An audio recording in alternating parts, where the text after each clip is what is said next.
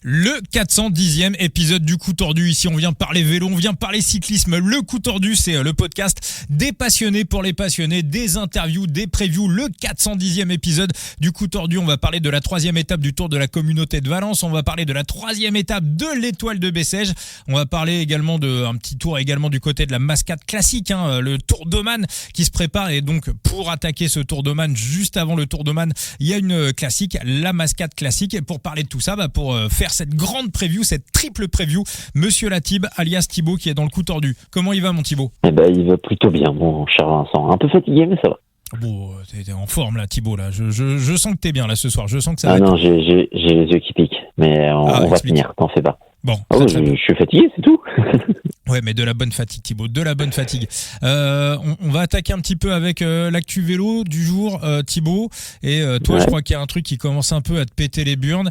C'est que ça serait bien qu'on lâche un petit peu les bénévoles de l'Étoile de Bessèges qui font un travail incroyable depuis près d'un demi-siècle, même plus. Et que voilà, il y en a 2-3 qui ferait mieux de leur lâcher un petit peu la grappe et de balayer devant leur porte. Oui, c'est à cause des barrières avec les pieds. Bon, écoute, on peut râler. Moi, ça me dérange pas qu'on dise sur tel point, ça manque de sécurité. L'année dernière, c'était pas top. Ok, d'accord, mais fais-le sur les autres organisations avec le même ton, parce qu'à un moment, c'est bien de taper toujours sur les mêmes, mais si la start list, comme je l'ai lu, est à chier du côté de l'Étoile de Bessèges, c'est aussi par volonté des organisateurs qui ont dit non à certaines équipes pour revenir, parce qu'elles les a lâchées l'année dernière. Ils avaient dit très clairement qu'ils ne les réinviteraient pas. Ils ont tenu parole. Alors oui, on a peut-être une start de merde, mais en parallèle, on a quand même de très beaux finaux, une très belle course. Donc pour le moment, on va pas se plaindre. Et puis à côté, il faut rappeler que hier, on a eu des incidents, Mats Pedersen blessé, Mats Pedersen potentiellement diminué, voire peut-être out de certaines classiques printanières, voire un printemps totalement chamboulé où il ne participera pas aux grands événements. Ça reste quand même une clavicule à un poignet, et je pense qu'il va pouvoir faire de l'home trainer, donc j'ai quand même bon espoir pour Mats Pedersen, mais sait-on jamais. Donc pas d'ambulance derrière le peloton sur une étape de sprint où ça pourrait aussi partir un peu en cacahuète. Ça reste quand même assez scandaleux. Et puis aujourd'hui, des vents violents, 50% du peloton qui se plaint. Bon, à un moment, ok, d'accord, on tape sur l'Étoile de Bessèges pour les barrières à l'arrivée, soit, mais pourquoi on n'a pas tapé et on n'a pas râlé du côté de l'organisation de Valence ? Trop facile. Ouais, non, mais c'est ça en fait, c'est que moi ce que je trouve un peu à gerber, c'est assez facile d'aller taper sur l'Étoile de Bessèges. C'est une organisation de bénévoles, d'ailleurs l'organisatrice le revendique, on est des amateurs, et ils font du bon travail pour des amateurs, mais là quand il faut aller taper sur des organisateurs un peu plus professionnels, un peu plus lourds, quand il faut aller critiquer un peu ASO, là il y a plus grand monde, pourquoi ? Parce qu'on va pas avoir son accréditation pour la course d'après, on va pas pouvoir aller manger des petits fours à tel endroit ou à tel endroit. Donc là, tout de suite, on mesure un peu plus les propos. Et c'est comme d'habitude, sous couvert de grands principes, chacun défend des intérêts personnels. Et effectivement, j'ai vu 2-3 tweets un peu passer, pas des simples tweetos, des journalistes. Et je suis d'accord avec toi, les propos étaient un peu, les propos étaient un peu dégueulasses. Moi, je suis pas contre qu'on mette en avant la sécurité, oui, mais faut pas qu'il y ait 2 poids 2 mesures, quoi. Exactement, faut pas avoir ça, la géométrie variable, et calculer en fonction de l'accréditation qu'on va avoir ou pas. Dans ce cas-là, faisons-le, mais faisons-le à égalité pour tout le monde. Thibaut, on est entièrement d'accord là-dessus. Deuxième sujet du jour, Thibaut, on était sur l'Étoile de Bessèges avec Arnaud Tandon qui a failli remporter la course, ça joue à 50 mètres, et puis notre Maël Guégan qui est dégoûté. T'as vu ou pas sur son compte Instagram ? Non, pas du tout. Il est écœuré. Même le maillot du grimpeur, ça le console pas. Il voulait vraiment aller au bout. C'est vrai qu'il a une crevaison à quelques kilomètres de l'arrivée. Il a dû faire un gros effort pour rentrer. Il a joué les coms aussi tout au long de la journée. Alors c'est vrai que Samuel Leroux avait l'air complètement pendu. Mais est-ce que si Maël en a pas un tout petit peu plus dans les jambes parce qu'il a pas fait les coms ou parce qu'il n'y a pas eu cette histoire de crevaison et qu'il parte à 2 avec Tandon, probablement que le coup est jouable. Maël, on l'a déjà eu dans le podcast, Thibaut, on avait parlé de ça avec lui. Toi, c'est un sujet qui te passionne. C'est ces stratégies pour, on va dire, battre un peloton. Il y a pas beaucoup de mecs dans le monde qui sont capables de le faire. Le spécialiste, c'est Victor Campenaert. Mais tout ça, j'ai presque envie de dire, il faudrait presque un petit guide complet. Il y a Taco aussi qui était fort. Mais en vrai, c'est pas du hasard. Maël, aujourd'hui, il est pas sorti par hasard. Non, il n'est pas sorti par hasard. Il y avait quand même un petit vent favorable. Donc ça pouvait servir les desseins d'un bon groupe de gaziers organisés. Et surtout, si on leur laisse suffisamment de temps, si on a du mal à s'organiser derrière, et ça a été un peu le cas. C'est peut-être aussi la bénédiction. Et désolé, je vais taper dessus. Mais d'avoir une start list entre guillemets de merde, parce qu'on n'a pas des grosses équipes comme Lidl, Ineos pour te contrôler un écart qui sur une échappée comme ça aujourd'hui pour un Mats Pedersen par exemple. On aurait contrôlé à 2 minutes et demie au grand maximum. Là, on leur a laissé un peu plus de 3 minutes.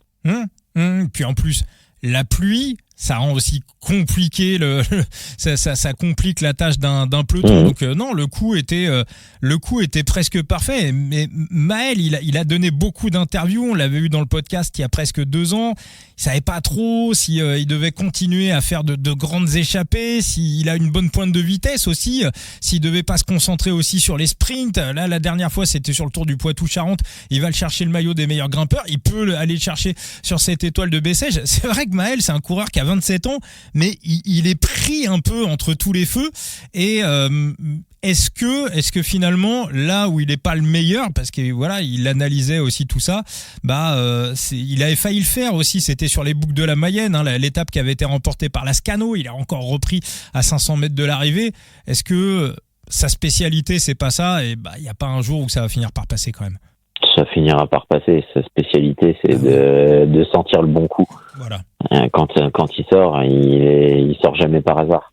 Ouais, non, mais moi, voilà, je pense que. Non, mais il y a des coureurs comme ça qui ont la vista, et Maël Guégan en fait partie. Maintenant, pas forcément récompensé, mais tout vient à point. Qui sait attendre, surtout que c'est compliqué de gagner une course de vélo. C'est surtout quand on a le profil de Maël Guégan. Donc moi, j'ai quand même bon espoir qu'un jour ça tape dans le mille et qu'il aille nous en claquer une belle. Espérons. Voilà, on l'embrasse, Maël. C'est vraiment un super mec. Thibaut, dernière actualité vélo avant d'attaquer les previews. Est-ce que tu as vu le nom de cette équipe qui va intégrer le MPCC, le Mouvement pour un cyclisme crédible? Oui.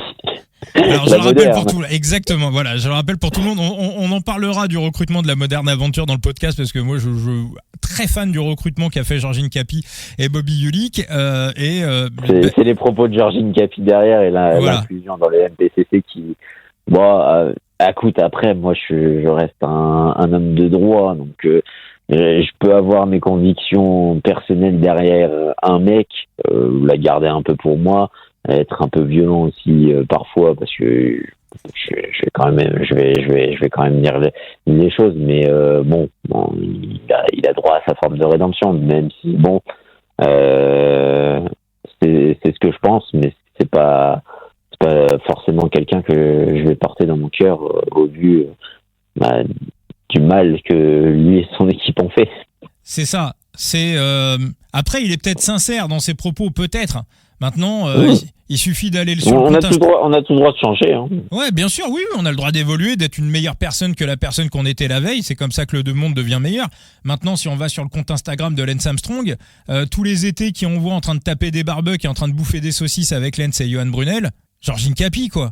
Donc après, t'as le droit d'être pote avec, après tout, Eric Boyer nous a raconté dans le podcast qu'il était pote avec Gianetti, même s'ils ont deux manières radicalement opposées de voir le vélo. Maintenant, le truc, c'est si on se met un petit peu à la place de Georgine Capi, si t'as envie de viser un top 30 UCI à moyen terme, et pourquoi pas aller chater une invitation dans un gros tour, et peut-être encore plus sur le Tour de France si tu vois que la porte, elle s'ouvre un peu, t'es obligé, je pense, d'aller un peu caresser des nœuds, quoi. Ouais, enfin après, ça reste le MPCC. Hein. Le MPCC, c'est une étiquette de façade. Hein. C'est sous couvert de grands principes, mais derrière, ça reste des interdictions, mais libre à certains de le respecter. Puis, enfin, il y a certaines choses aussi derrière le MPCC. Bon, voilà quoi. Donc je suis pas, ça a pas empêché par exemple Preidler de tricher lui-même alors que son équipe était dans le MPCC. Ça n'empêche pas certaines équipes qui étaient MPCC malgré les recommandations de prendre des setups. Moi, le MPCC, ça m'en touche une sans faire bouger l'autre, quoi. Ouais, comme disait Chirac. Exactement. Bon, écoute, très bien. Parfait, Thibaut. On va passer sur les previews. Tu veux qu'on commence par quoi? Un petit mot sur Mascat? Celle que tu veux. Celle que tu veux. Et puis moi, je charge tout ça. Allez, la mascate classique. On va pas en faire des caisses. Hein. C'est un petit un parcours traditionnel, quoi. Ouais, voilà. Et puis pas beaucoup de stratégie et on va dire une petite bosse à 10 km de l'arrivée, assez raide mais très très courte. Et ensuite, ce qu'on voit depuis 2-3 ans, une bagarre entre un mec qui aurait réussi à sortir dans la bosse ou un peloton de puncher sprinter qui réussira à rentrer, quoi. Ouais, un petit peloton de puncher sprinter. Après, tout dépend de la main d'œuvre. Et puis en fait, dans cette bosse, ce qui dépend vraiment, c'est le coureur qui s'extrait, sa qualité intrinsèque et la direction du vent au sommet de la Giza, parce que tu peux vite être porté à l'arrivée avec cette descente et puis ce léger replat qui mène à la ligne droite finale où le peloton t'as quand même en ligne de mire. Donc là, c'est une question de sacrifice et de main d'œuvre. Donc, tu as un petit prono, une petite idée. Je crois qu'il y a un nom qui te plaît bien sur cette étape, Thibaut. Il y a un nom qui me plaît bien, mais le nom est pas ronflant. C'est pas un gagneur de base, mais on le voit bien en forme. C'est des pourcentages qu'il apprécie. C'est un bon rouleur, mine de rien. On aura un léger vent de dos, 10 km/h. Est-ce que ça peut suffire pour résister au souffle des sprinters punchers? Pas grand monde va vouloir arriver avec un coureur comme Axel Zingler, comme. Alors je crois qu'il est pas là, Zingler, au final, il me semble. Non, c'est pas. Non, attends. Il était prévu. T'as pas tort. Il était prévu, mais il a disparu de la start list. Ouais, mais on a mis qui du côté? Ah ouais, on a mis le détail de. Bon, déjà, ça enlève les Visma qui vont être peut-être un peu plus sur l'offensive avec quelques coureurs, mais ils contrôleront pas dans l'absolu ce final. Donc déjà, ça enlève une partie des organisateurs. Mais derrière, tu as des coureurs comme dans l'équipe Astana qui vont vouloir peut-être un peu plus dynamiter les choses.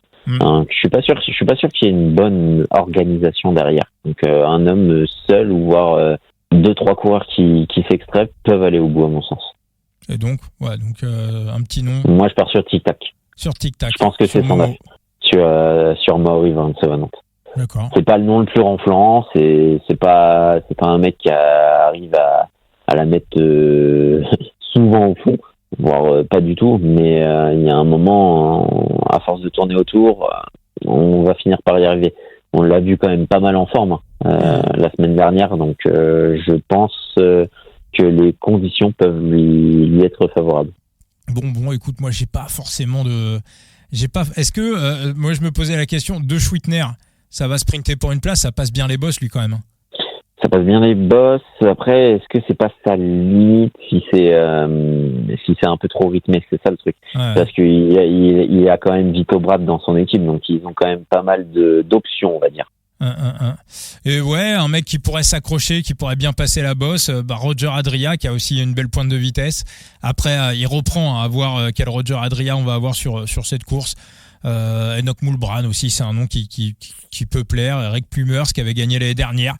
Mauro Schmidt. Hein. Mauro Schmidt, ouais. C'est aussi l'autre nom auquel je pensais. Voilà, un petit peu pour les noms. Pour cette mascate classique. On passe à Bessèges, Thibaut ? Ouais, on passe à Bessèges. Là, ça va être une étape qui va être beaucoup plus intéressante.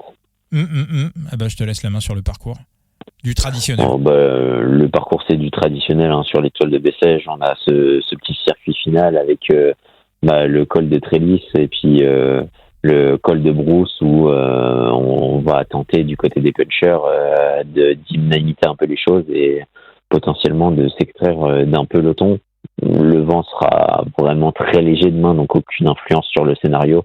Il faut partir à l'attaque et quand tu vois comment rouler les AG2R sur les 2 derniers jours. Je pense que à partir du moment où ils mettent un gros train, un peu comme sur la Marseillaise, tu peux fortement miser sur le momentum d'une attaque de Paul Lapéra à un moment donné.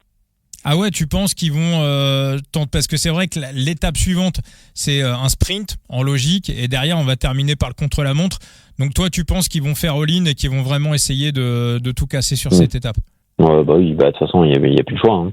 À partir du moment où tu as un Paul Lapéra déjà qui a perdu l'occasion de prendre des secondes bonifications du côté de Bellegarde, faut regagner le temps qui ne l'a pas été sur une course qui se joue souvent à la bonification, surtout avec un chrono où il ne part pas vraiment favori. Donc va falloir gagner du temps et c'est typiquement sur ce type d'étape où il peut le faire.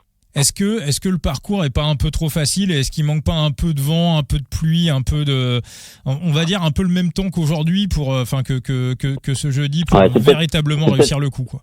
C'est peut-être le point noir, c'est que le temps soit pas maussade du côté de cette journée, que ce soit la seule journée qui devrait être clémente pour le peloton.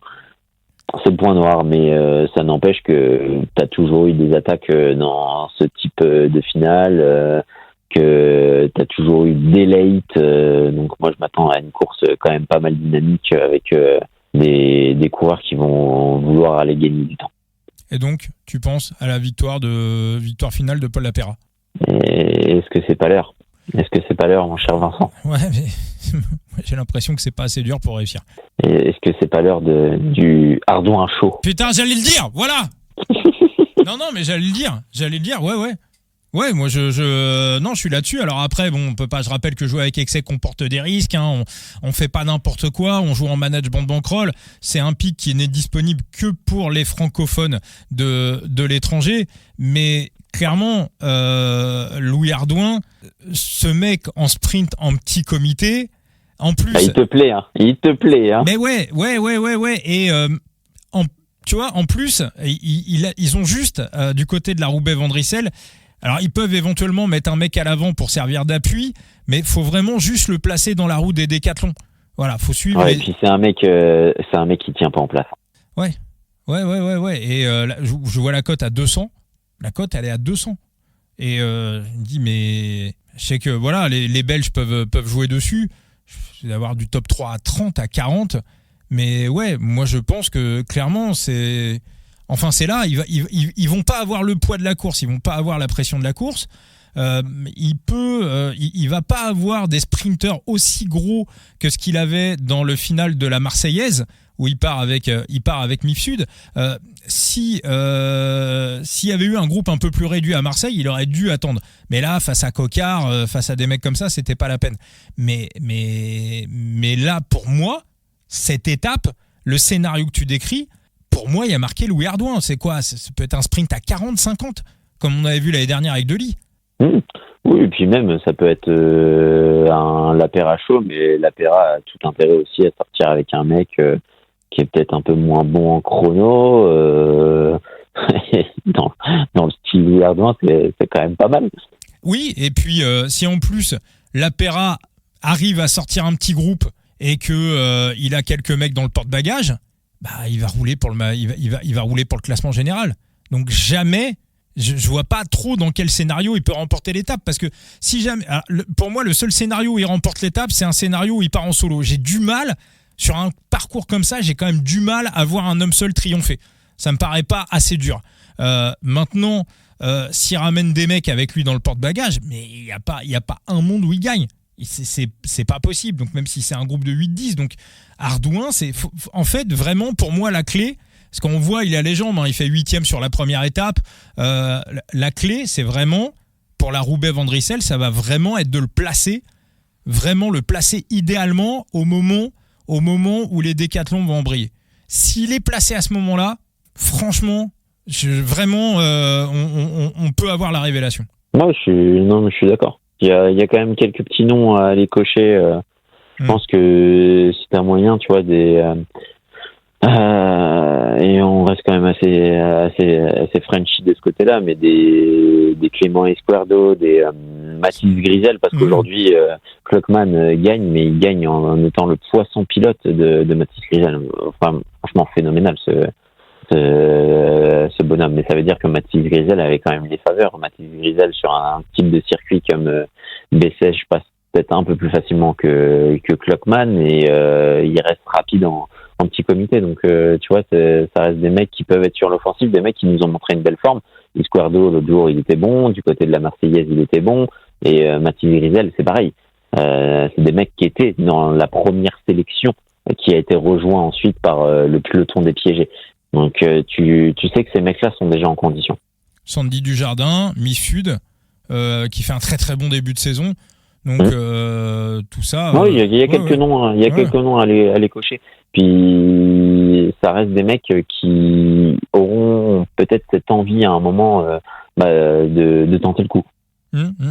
Donc effectivement, étape dynamitée par les décathlons. Et après,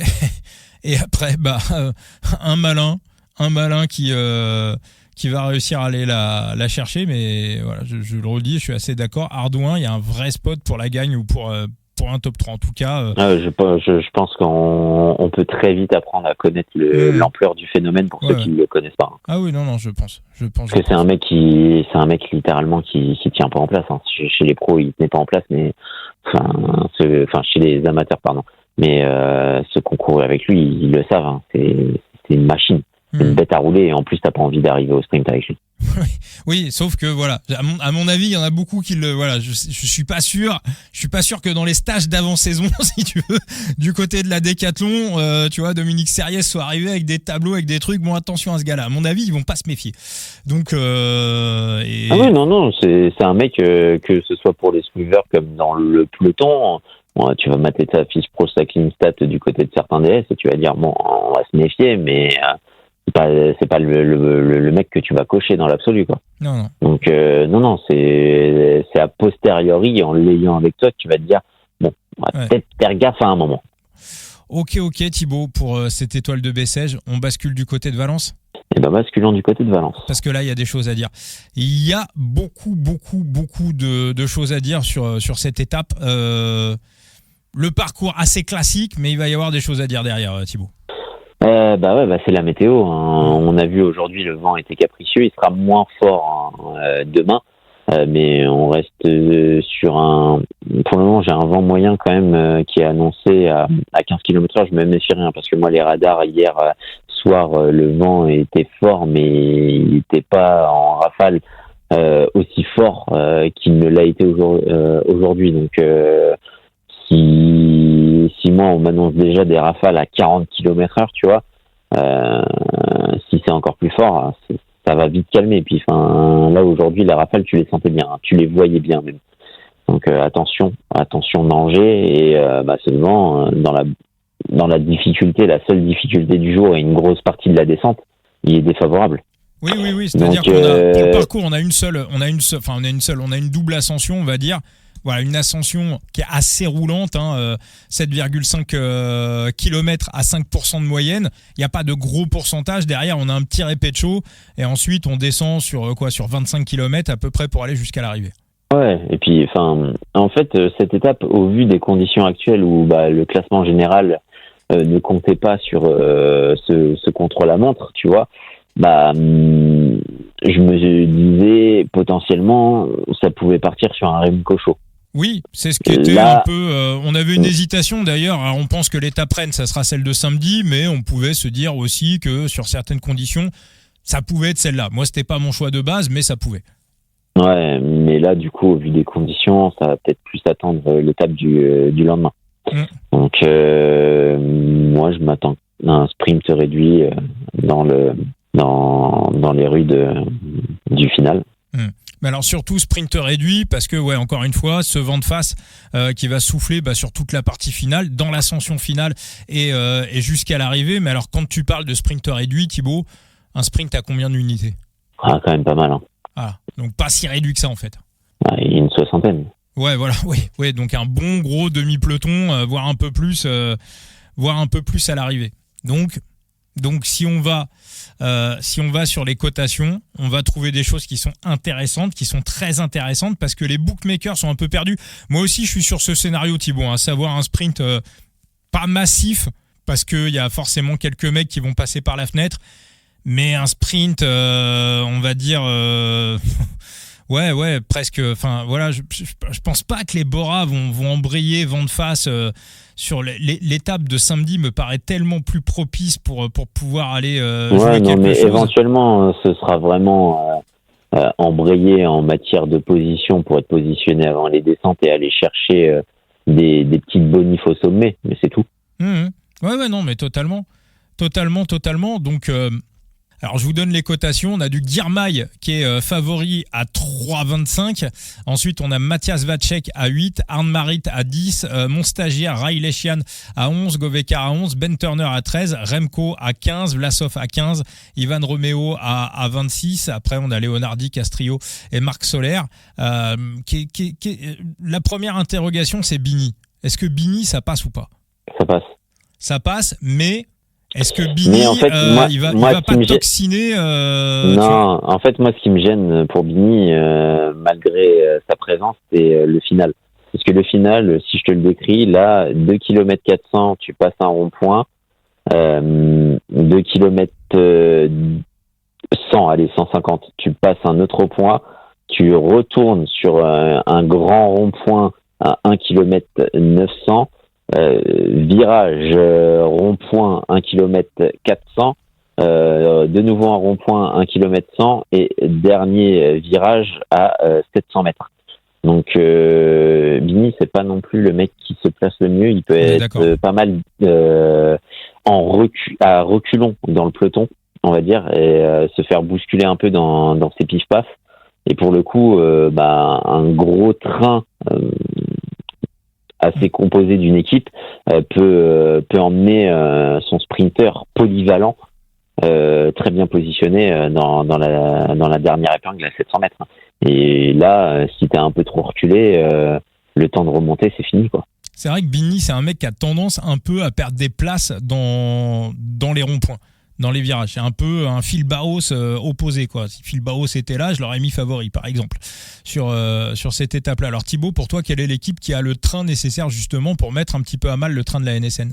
Ineos, l'autre jour, ils étaient vraiment très bien placés, mais bon, je sais pas ce qu'a pris Ben Turner, pourquoi il s'est pris pour Gaviria lancé à la flamme rouge. J'exagère, hein, mais la prochaine fois, lance depuis la ligne de départ, ce sera plus simple. Pour le coup, là, ce type de sprint où il faut être bien positionné, ça convient quand même bien à Ben Turner et la Ineos. Hein. Est-ce que le fait qu'il y ait Tobias Foss en moins, est-ce que ça pas on reste avec Auguste, Haïdouk, Langelotti, Sheffield, Schmidt ? Ouais, c'est suffisamment solide. Ouais. C'est suffisamment solide. T'as un mec comme Sheffield aussi qui garde quand même un peu de vitesse. Donc il peut quand même bien lancer son sprinter.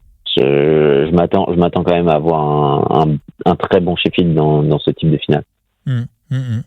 Effectivement, on risque d'avoir, et puis Ben Turner qui va bien, il a terminé 4e du chrono aujourd'hui. Écoute, moi Thibaut, je vais te suivre sur Ben Turner. La cote, elle est à 13. Est-ce qu'il y a quelqu'un d'autre qui te plaît dans l'histoire ?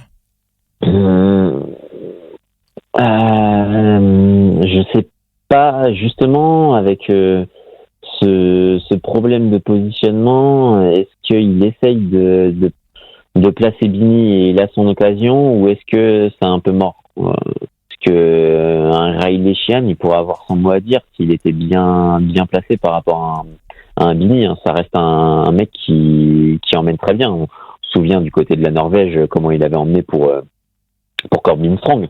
Donc je me dis que si je me trompe, tu vois, dans le durcissement, si malgré ce vent de face, on essaye quand même de faire tout péter et que ça s'extirpe en trompe costaud. Ilchian, ça fait quand même partie des mecs qui sont rapides dans ces leaders. Ouais. Après, moi, il y a un truc qui me fait peur, c'est que Bini, il a pris un salaire à 1,7 million. Il a été mangé une partie du salaire de Christopher Froome. Donc moi j'ai l'impression que quand tu payes un coureur autant, même si il est dans même s'il est dans les voitures à 3 km de l'arrivée, bah tu fais tout pour. C'est un peu ce qui me fait peur. Faudra vraiment que Bini soit complètement largué pour que Riley Sheehan ait sa chance. Et puis en plus il est côté quatrième favori, donc les boucles le voient un peu aussi de cette manière-là. Non, moi il y en a un. La cotation sur Matthias Vacek. T'en penses quoi, Thibaut? Matthias Vacek, j'ai pas besoin de te faire un dessin. C'est un monstre. Ouais, bah ça peut cocher les cases, non? Ça peut cocher les cases, honnêtement. En plus, avec l'absence de Matt Pedersen, Matthias Vacek, il va y aller. Hein. Donc, c'est très clairement dans les deux scénarios, au minima, un candidat au podium. Ouais. Donc, Matthias Vacek, il est à 8. Et alors, moi, il y en a un que honnêtement, je pense que c'est presque un mec, tu l'as en podium, c'est presque un tapin. C'est presque un quoi? Un tapin, c'est offert pour moi quasiment le podium. Ah ouais. Bah, il est coté à 8 victoires. Le problème c'est qu'on risque d'avoir du podium à 2,50. Par contre, il a pas un match-up. On va regarder ça. Juste avant, Thibaut, moi je voulais t'interroger sur un certain Magnus Cort. Qui, moi j'ai l'impression que quand les sprints sont ultra méga massifs, il y va plus du tout. En revanche, dès qu'on réduit la moitié du peloton, c'est un tueur. Je suis partagé avec Magnus, surtout dans son équipe où il y a quand même pas mal d'options. D'accord. Oui, c'est vrai. C'est vrai que c'est un peu le problème des Uno X. Hein. C'est que on sait jamais trop. On sait jamais trop sur quel pied danser avec eux. Voilà, ça se décide. Je vais quand même en revenir à Vacek après. Bon. Thibaut, alors, il y a quelque chose. Ouais, au niveau des match-up, je vois lequel tu veux dire. Regarde Vacek versus Vlasov. Alors, Vlasov, il a fait un très bon sprint sur la première étape, mais ça, je pense que c'est une grosse exception. Le voir performer sur le chrono, ça ne l'était pas. Le voir, c'est quoi, 5e de l'étape au sprint, un peu moins. Mais là, pour le coup, avec un Vacek qui joue crânement ses chances, et dans les deux scénarios, Vacek, il doit l'allumer tous les jours. Ouais. Bah oui. Oui, il faudrait vraiment un impondérable, ou alors vraiment qu'on se plante sur le scénario de la course pour que Vacek soit pas devant Vlasov. Alors la cote, elle est pas incroyable, hein, c'est du 1,50, mais la réalité, c'est quoi? C'est un 85-15, quoi. Ouais, exactement. Ouais. Donc ok, bah moi voilà. Ce match-up Vacek devant Vlasov, ça sera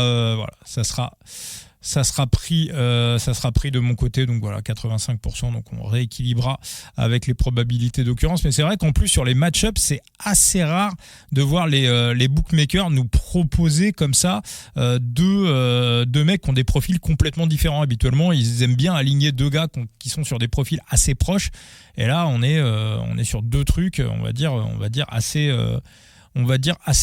différent. Moi, ça me plaît bien, ça. Ça me plaît bien. Vacek devant Vlasov. Tu voulais revenir sur les cotations, Thibaut? Sur Magnus? Non, pas spécialement, mais le truc, c'est que ce qui me dérange, c'est que honnêtement, je pense qu'avec ce vent, si ça durcit pas, t'as Bevort. Bevort, c'est l'option c'est censé être l'option numéro 2, mais je pense que honnêtement, on sprint un peu plus facilement pour lui. Et s'il n'est pas là, t'as Lowland. Et pareil, lui, il reste rapide. Donc Magnus, c'est toujours celui qui a un peu la primeur, mais qui mettra moins facilement que ses coéquipiers. Sur les courses comme ça où l'usure s'est pas encore faite. Sur les courses d'un jour, il a du mal, et sur les courses d'une semaine, c'est pas vraiment son terrain de jeu de prédilection. C'est vraiment à partir de la deuxième semaine où il est excellent, quoi. Totalement, Thibaut. Eh ben, écoute, on va donc donner ton pronostic pour cette 3e étape du Tour de Valence, de la communauté de Valence.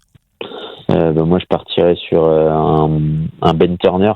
Et j'ai envie de te dire, si t'es à l'étranger, t'as quand même une occasion parfaite de booster sa cote. Bah, t'as l'UAE Tour féminin qui a commencé avec Lorena Wiebes, une nouvelle étape au sprint. Lorena Wiebes, si t'as vu l'étape du jour, si t'as vu la saison dernière, elle est littéralement imbattable. Sauf incident, elle est imbattable. Elle est 1,25. Donc t'as l'occasion quand même de multiplier un peu ta cote.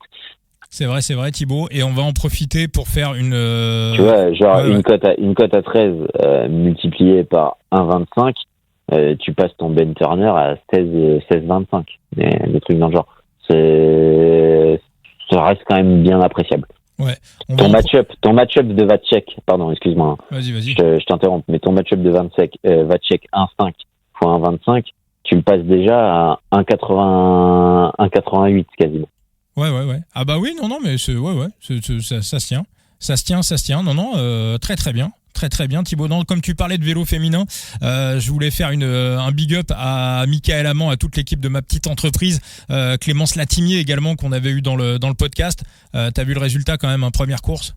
Oui, deuxième. Ouais. On va chercher un petit podium, pas loin de la victoire, rien. Hein. Ouais. Non, j'ai vu. C'est très bien. Ouais, Laura Asensio qui gagne la course, Clémence donc qu'on avait eu dans le podcast qui va chercher la 10e place. Ma petite entreprise, elles font 11, 10, 11 et 12. Moi je trouve ça bien, il faut quand même se rappeler qu'il y a un an pile, à la même époque, il y en a quand même beaucoup qui les prenaient pour des pimpins et qui voyaient ce projet un peu comme étant un truc complètement utopique et un truc un peu d'allumé. Et là, voilà, on voit les filles avec le maillot, ça joue, ça sprint. Elle a pas été très très loin d'aller chercher déjà une victoire pour l'équipe. Il y a déjà un beau podium. Donc voilà, équipe amenée par Vincent Lavenu. Donc on avait reçu Michael Amand à la tête de ce projet, puis Clémence Latimier dans le podcast.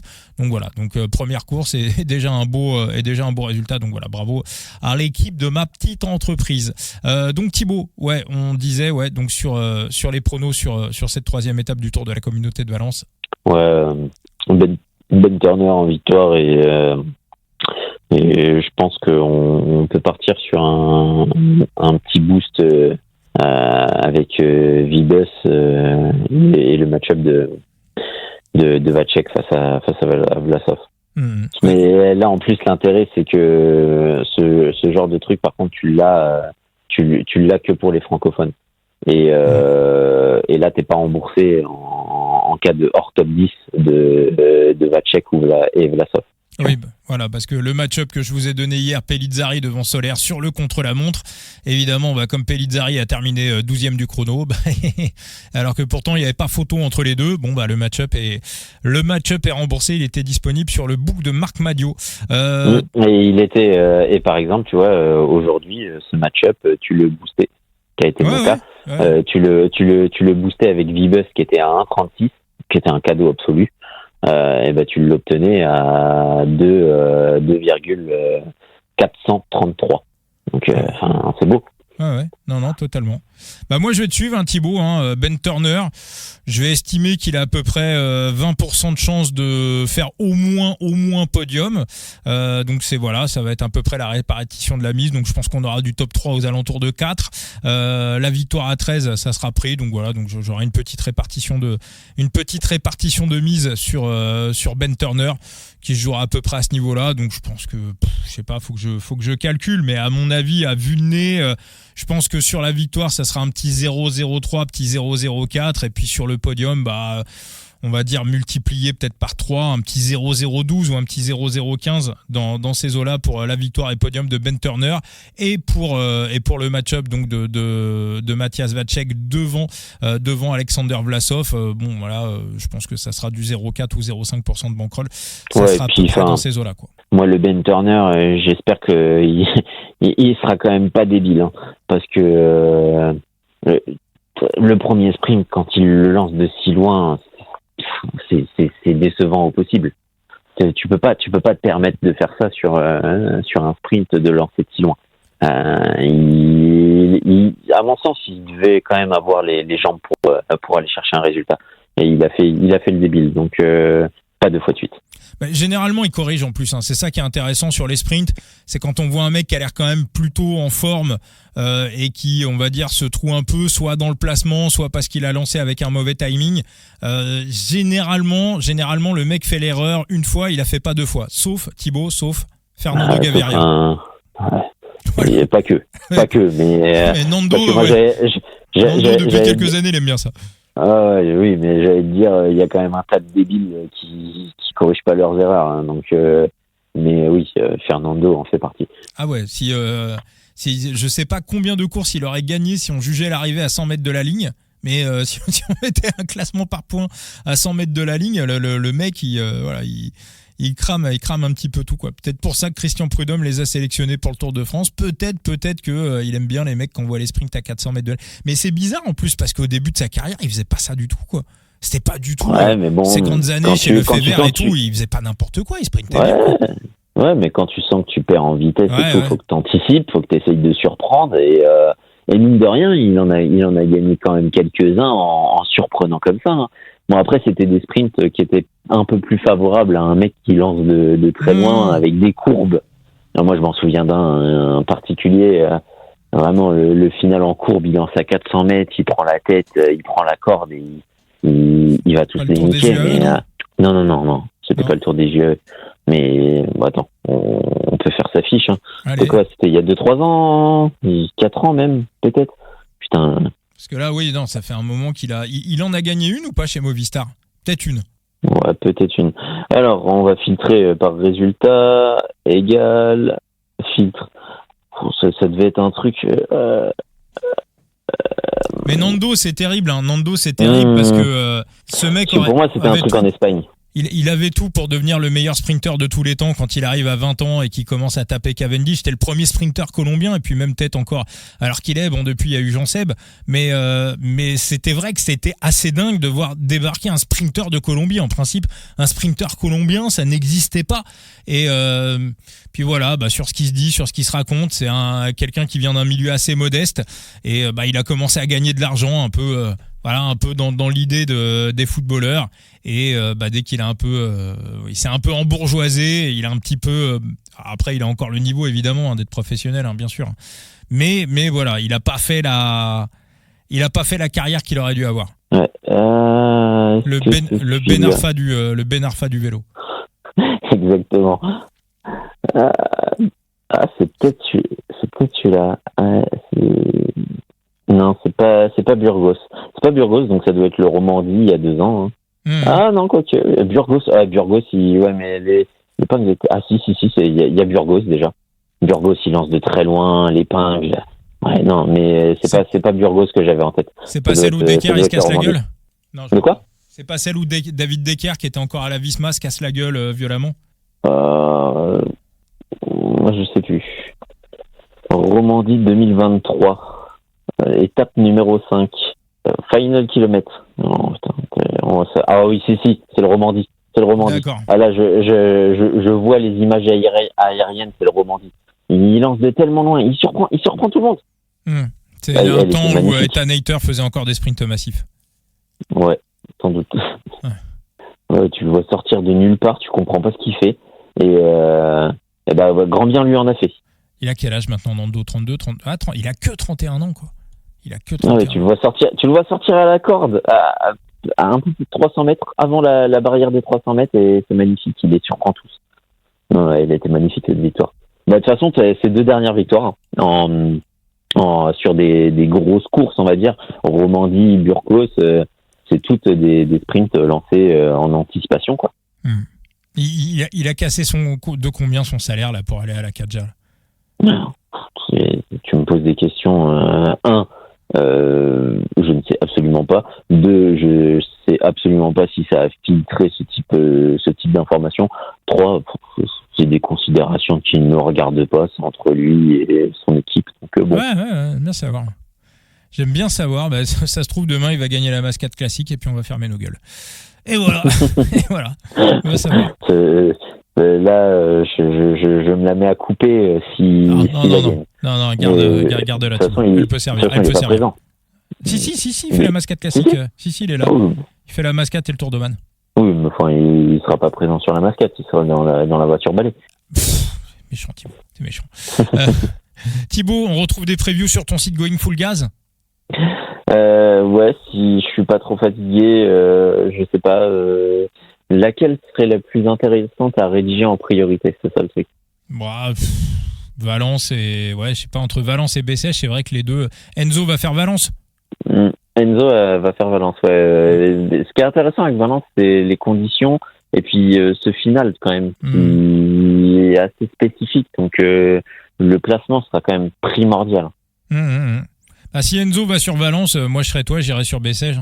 Ouais, rédiger Bessèges avant, et puis si on n'est pas trop fatigué, je vais publier, parce que là les derniers jours je me suis arrêté, mais en vrai c'est que les étapes me paraissaient pas trop intéressantes à rédiger, puis j'étais un peu fatigué, donc flemme de me lancer dans un travail où faut partir à l'analyse, faut faire les screenshots, faut aller chercher les segments, faut ensuite rédiger, mettre en forme, tu vois, il y a quelques animations aussi du côté de mon site pour la mise en page, et puis après faut rédiger.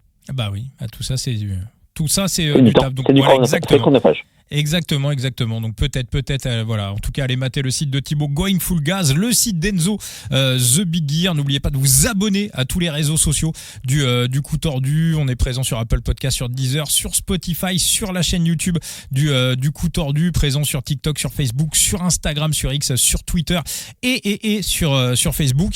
Et alors probablement pour la suite, vous aurez probablement, je vous le garantis pas à 100%, vous aurez probablement un podcast pour les épreuves de samedi. Vous aurez probablement ce podcast, mais alors très très tôt, samedi dans la matinée. Voilà, je vous le dis, si y a quelque chose, ça sera samedi très très tôt. Ça sera pas demain sauf, ça sera pas ce vendredi soir. Ça sera en ligne, je pense vers 6h, 6h30 du matin dans ces eaux-là. On essaiera de faire un petit tour de tout ça pour la suite. Merci beaucoup Thibaut. Merci à toi. Et à très très vite les amis pour un nouveau Coup Tordu. Ciao les potos. Allez, ciao.